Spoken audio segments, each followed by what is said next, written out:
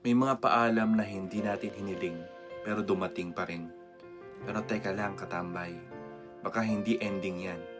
Baka transition lang. Katambay, wala sigurong mas mahirap sa pag-alis ng mahal mo sa buhay.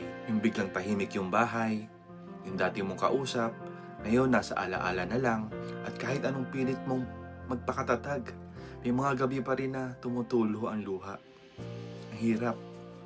Kasi pag may nawala, parang may butas sa puso na hindi na mapupuno. At minsan mapapatanong ka, Lord, bakit kailangan siyang mawala?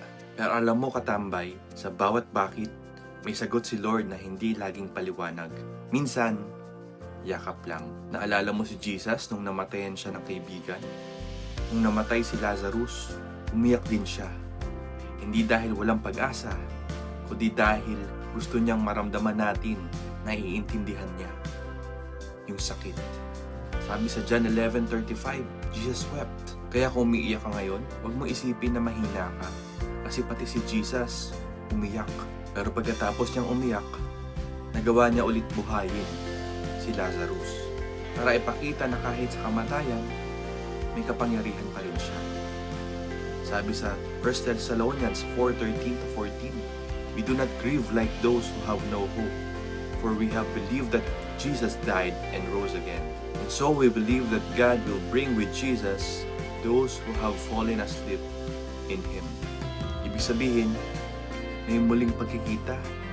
Hindi pa tapos ang kwento. Pero kung alam mong may ticket siya pabalik, kahit malungkot, may peace ka. Ganon din si Lord.